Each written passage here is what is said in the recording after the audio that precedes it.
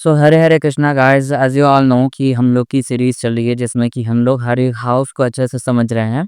तो आज हम लोग फोर्थ हाउस को समझने वाले हैं। और फोर्थ हाउस में क्या होता है ना, फोर्थ हाउस नॉर्मली हम लोग के हैप्पीनेस का हाउस है।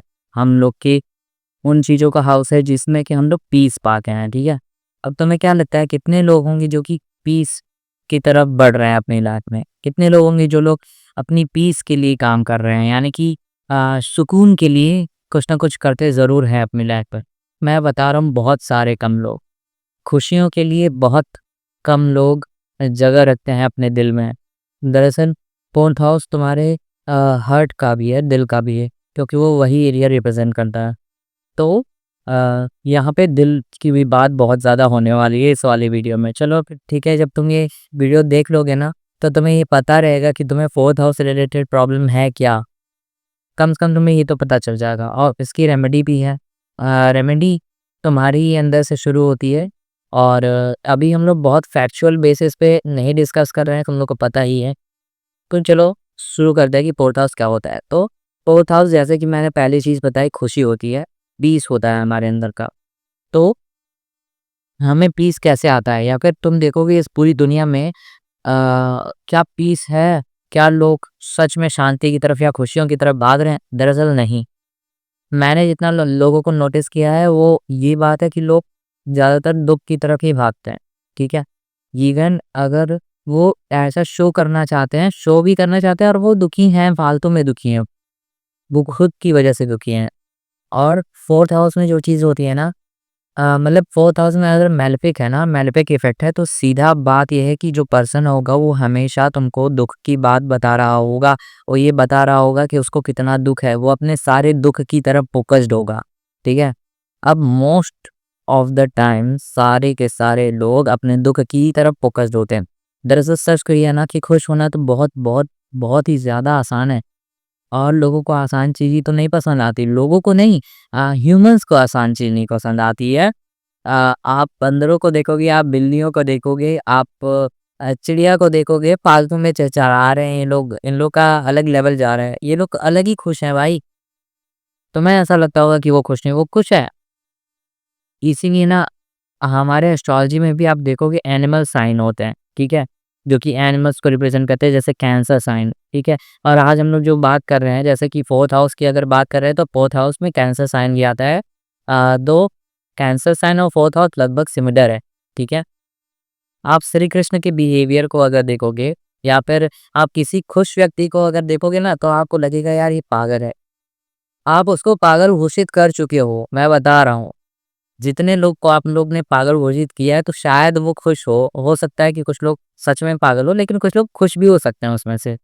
ठीक है, मेरे को बहुत सारे लोगों ने कहा है कि तुम पागल हो, और आई लव इट जब कोई कहता है कि तुम पागल हो, क्योंकि यार अपन खुश हैं। ठीक है, तुम भी खुश, जब खुश होगे ना तो तुम पागल होगे, तुम पागल जैसे दिखोगे, तुम पागल जैसे बिहेवियर कर रहे होते, क्यों? सोसाइटी में एक्सेप्टेबल ही नहीं है वो। लोग ढूंढते हैं उन लोगों को कि यार ये खुश कैसे नहीं, ये खुश कैसे है, चलो इसकी शादी करा देते हैं, इसको भी खोए होना चाहिए। ठीक है, तो यार आज के दुनिया में कोई खुश नहीं है, यही है फोर्थ हाउस। ठीक है, इवन अगर तुम अपने पाथ को फॉलो करोगे ना, कहने का मतलब है, मान लो कि तुम अपने मन की स्ट्रीम चूज कर लिए। ठीक है, आधी दुनिया तो वैसे ही भूल जानी है भाई। क्यों? क्योंकि तुम फोर्थ हाउस चूज कर लिए ना, तुम आ, अपने इनर पीस को चूज करने लगे ना, तुम बच्चे जैसा बिहेवियर करने लगे ना तुम। तो जगह है कि अपने स्ट्रीम चूज कर लिया यार, बताओ। अगर ये चूज़ किया होता, मैथ्स चूज़ किया होता, आज इंजीनियर बन गया होता। या अरे वो तो मान लो बीएससी करने लगा यार को, मैंने उससे कहा था कि इंजीनियरिंग कर ले, वो इंजीनियरिंग करके भी कुछ नहीं उखाड़ पाता। वो बीएससी भी अपने मन से नहीं कर रहा है शायद, लेकिन अगर वो अपने मन से कर रहा है तो कम से कम वो अपने मन से तो कर रहा है कुछ। ठीक है, भले ही वो उसको छोड़ देगा बाद में, उसे भी पता है शायद कहीं न कहीं, लेकिन वो अपने मन से कर रहा है। ठीक है, और ये बहुत बड़ी बात है। आप देखोगे कि जो लोग अपने में ही खुश है ना, वो लोग बहुत कम में खुश हैं। और जो लोग बहुत ज़्यादा, जिन लोग के पास है ना, वो लोग बहुत ज़्यादा में भी खुश हैं, जो लोग खुश हैं। ठीक है, और जो लोग ना तो कम में खुश हो पा रहे हैं, तो उनको ज़्यादा भी मिलेगा ना तो भी वो खुश नहीं हो पाएंगे। क्योंकि खुशी यार, खुशी तो हमारे अंदर से ही आती है। और हमारे अंदर खत्म हो जानी है। तुम क्या कहते हैं, छोटी सी कुटिया में भी रह के खुश हो सकते हो, तुम बड़े से महल में भी रह के खुश हो सकते हो। तुम्हारे पास कुछ हो तो भी तुम खुश रह सकते हो, तुम्हारे पास ना हो तो भी तुम खुश रह सकते हो। सच तो ये है कि खुशी का कोई ठिकाना ही नहीं है भाई, खुशी बढ़ रही है यहाँ से वहाँ तक।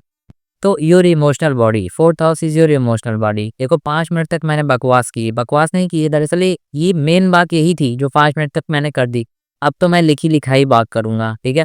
तो देखो, फोर्थ हाउस जो होता है ना, वो इमोशनल बॉडी होती है आपकी। और जो बृहद पराशर और शास्त्र में लिखा है, वो लिखा है कि फोर्थ हाउस तुम्हारा वाहन है। वाहन मतलब जिससे तुम चलते हो, जो तुम्हें एक जगह से दूसरी जगह पहुंचाने में मदद करता है आसानी से, ठीक है। कोई चीज जो तुम्हारे काम को आसान बना रही है, जो जो मुझे समझ में आ रहा है, फोर्थ हाउस वाहन इसीलिए शायद लिखा गया है, ठीक है। और बंधुष्य लिखा है, यानी कि जो लोग, वो प्योर रिलेशन जो कि तुम्हारे आसपास होते हैं, ठीक है, वो सारे लोग जिनसे मिल करके तुम्हें खुशी का एहसास होता है, ठीक है। और मॉम यानी कि तुम्हारी माँ, अब माँओं का अलग ही लेवल होता है, ठीक है। मैंने अभी एक पोस्ट डाली थी जो इसमें कि एक सर ये बता रहे थे ना कि मतलब एक वो पोस्ट नहीं, एक रील डाली थी जिसमें सर ये बता रहे थे ना अ, कि हमारी माएँ ये कहती थी कि अ, मातृभूमि मत दे देना कभी, है ना? मैं वो पोस्ट आपके लिए खोज करके लेके आता हूँ, वो रील्स लेके आता हूँ जो चीज़ उस, क्योंकि अभी हम हाउस पे हैं, जब हम नक्षत्र पे आएँगे तो स्पेसिफिक नक्षत्र के बारे में तब हम बात करेंगे। अभी हम हाउस पढ़ रहे हैं, तो हमारे अभी ऑडियंस जो है वो बेसिक्स की नॉलेज रखते हैं, तो अभी हम बेसिक्स समझेंगे, ठीक है? तो अभी तो वो क्या कर रहे थे, देखो मॉम अगर रिप्रेज़ेंट की जाती है तो मम्मी सबसे बड़ी टीचर हमारी कौन होती है? मम्मी होती है। मम्मी हमें जो सिखाती है ना, वो उसी तरह से हमारा पूरा लाइफ चलता है, ठीक है? और वो चीज़ हमारे सबकॉन्शियस में फिट होती है, ठीक है? तो मम्मी, ठीक है? इसीलिए देखो जब जीजाबाई जो कि शिवाजी महाराज की माँ थीं, उन्होंने किस लेवल की शिक्षा दी है उनको, इस लेवल से ढाला है अपने बेटे को कि वो शिवाजी महाराज बने, ठीक है? तो वही वाली बात है कि तुम्हारी मॉम कैसी हैं, तुम्हारी मॉम की शिक्षा क्या ली जा रही है। इसीलिए एक लड़की का एजुकेटेड होना, एक लड़की का निडर होना, साहसी होना पूरे के पूरे जनरेशन को अ, साहसी, निडर बनाता है, ठीक है? सोचो मॉम रिप्रेज़ेंट की जाती है, मॉम द्वारा दी हुई शिक्षा रिप्रेज़ेंट की जाती है। अब क्योंकि मॉम हम लोग को नर्चर करती हैं, तो वो भी रिप्रेज़ेंट किया जाता है। और नर्चर कोई प्लैनेट है जो कि हम लोग को करता है, तो वो मून है। मून जो है मून भी मॉम का ही कारक होता है, मम्मी का होता है, ठीक है? और खुशी, खुशी देखो मम्मी खुश का हम खुश, ऐसे वाली बात होती है ना। हालाँकि अब मम्मी लोग की क्वालिटी मैं देख रहा हूँ कि गिरती जा रही है दिन ब दिन। मम्मी लोग की क्वालिटी गिरती जा रही है इसलिए बोल रहा हूँ क्योंकि यार घटनाएँ ऐसी हो रही हैं कुछ जो कि अनएक्सेप्टेबल हैं। और वो बच्चा क्या सीखेगा जब उसकी मम्मी ऐसे कर रही हैं तो। तो वो वाली बात है, इसलिए मैं कह रहा हूँ कि उनकी क्वालिटी गिरती जा रही है। लेकिन एक बच्चे के लिए तो माँ हमेशा माँ ही होती है, ठीक है? और दूसरी बात ये मम्मी के बाद खुशी, ठीक है? यानी कि हमारी प्रसन्नता भी फोर्थ हाउस से रिप्रेजेंट की जाती है। तो फोर्थ हाउस में अगर मेलेफिक इफ़ेक्ट है, तो तुम्हें प्रसन्नता उस चीज़ से आ रही होगी। तुम्हें लोगों की बुराई करके हो सकता है प्रसन्नता आ रही होगी। तुम्हें हो सकता है दुखी रहने में प्रसन्नता आ रही होगी। तुम्हें चोरी करने में प्रसन्नता आ रही होगी। अच्छा, एक बात और मैंने देखी है अ, इल्लीगैलिटी में जो प्रसन्नता आती है लोगों को इल्लीगल काम करने में, वो लीगल काम करने में मज़ा ही नहीं है। और ये कहीं न कहीं राहु का इफ़ेक्ट बताता है, ठीक है? तो डिपेंड करता है कि कितना प्रभावित होते हो तुम उससे। कहने का मतलब है कितना हाईली अफ़ेक्ट करता है राहु तुम्हारे 4th हाउस। और दूसरी बात, खज़ाना भी रिप्रेज़ेंट करता है ये। तो तुम अपने दिल के खज़ाने में क्या रखते हो? तुम अपने तिजोरी में क्या छुपा कर के रखते हो? ठीक है? कि देखो मॉम और मोरालिटी, ठीक है? दोनों 4th हाउस से देखी जाती है। मोरालिटी कितनी बड़ी बात है पता है? मोरालिटी जिन लोग का 4th हाउस खराब है ना, वो लोग कहीं न कहीं मोरालिटी लैक करते हैं। क्योंकि देखो, और मॉम की जो शिक्षा है, तुम्हारी माँ क्या शिक्षा देती है तुमको ये भी है। देखो तुरंत ही परवरिश पे बात आती है हमारे, कि मम्मी-पापा ये सिखाया तुमको, डायरेक्ट मम्मी-पापा पे बात आती है ना, इसीलिए हमारी मोरालिटी बहुत इम्पोर्टेंट है यहाँ पे, ठीक है? 4th हाउस से मोरालिटी भी देखी जाती है। 4th हाउस खराब, बहुत ज़्यादा मेलेफिक इफ़ेक्ट, मोरालिटी लूज़ कर जाता है इंसान। कहने का मतलब उसके अंदर फिर मोरालिटी बचती नहीं है, और जब मोरालिटी नहीं बची तो फिर वो कोई भी काम कर ले, वो कहीं न कहीं कर्म अपने खराब कर रहा है और लास्ट में वो दुखी ही रहेगा। क्यों? क्योंकि मोरालिटी लूज़ कर चुका है। पीस नहीं आएगा अंदर से।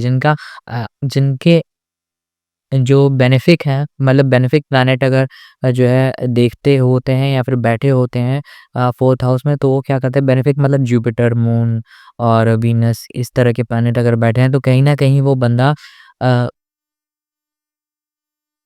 कहीं न कहीं वो राइट थिंग करना चाहता है। जुपिटर, मून ख़ासकर अगर बैठे हैं तो लेकिन वीनस थोड़ा-सा दिमाग लगाने लगता है, लेकिन जुपिटर, मून बहुत अच्छा काम करते हैं 4th हाउस में, क्योंकि यार ये दोनों ही प्लैनेट बहुत अच्छे हैं, तो ये दोनों तुम कभी भी किसी के साथ गलत कर ही नहीं पाओगे। ठीक है? सन यहाँ पे थोड़ा-सा क्रूर हो जाता है, लेकिन सन भी क्योंकि मोरालिटी को रिप्रेज़ेंट करता है, तो सन भी ठीक है यहाँ पे, मैं कर सकता हूँ। ठीक है? बहुत अच्छा नहीं माना जाता है, लेकिन सन ठीक-ठाक काम करेगा यहाँ पे, क्योंकि सन मोरालिटी है कहीं न कहीं, लेकिन थोड़ा-सा रूड हो जाता है। ठीक, अब ज़मीन भी इसी से रिप्रेज़ेंट होती है, हमारी मातृभूमि भी 4th हाउस से रिप्रेज़ेंट होती है। ठीक है?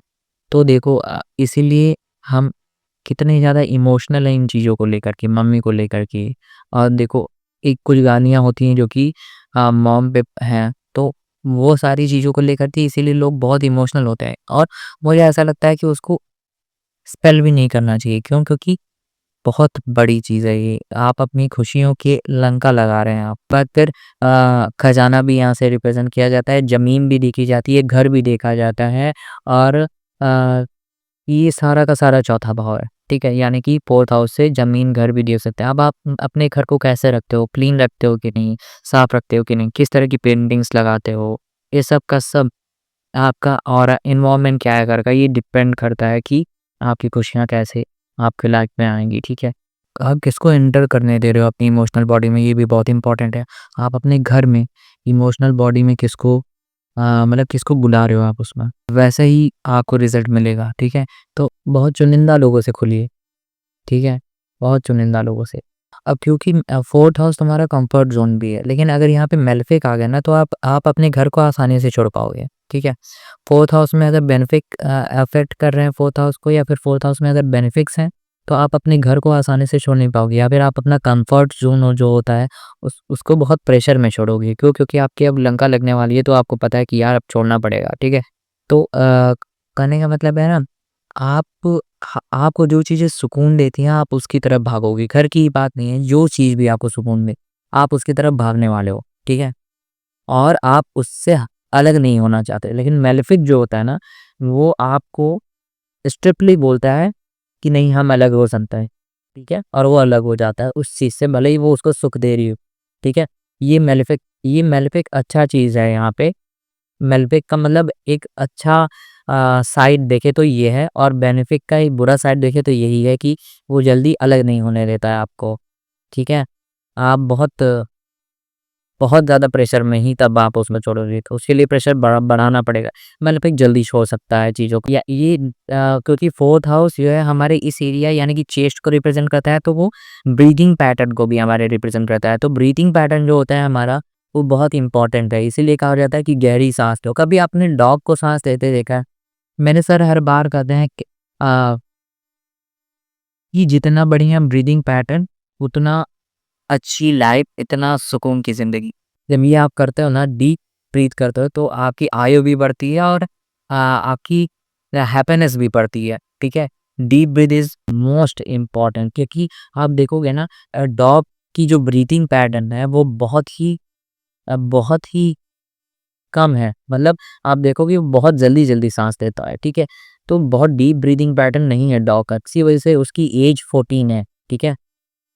अच्छा, और अच्छा, इस तरह से अगर देखें तो बहुत पहले कुछ ऐसे एरियाज़ हैं हमारे इंडिया में, या कह सकते हैं पूरे अगर देश में भी देखें, तो कुछ ऐसे एरियाज़ होते ही हैं जहाँ पे लोग डीप ब्रीथ नहीं करते हैं। क्यों? क्योंकि उनको गुस्सा जल्दी आता है ना, और जब गुस्सा आपको जल्दी आएगा ना, तो ज़ाहिर-सी बात है कि आपकी एज ज़्यादा नहीं होगी। जैसे कि बहुत पहले के टाइम पीरियड पे जो योद्धा होते थे ना, उनको गुस्सा वाक़ई बहुत जल्दी आता था, और और उनकी लाइफ़ भी बहुत ज़्यादा नहीं होती थी।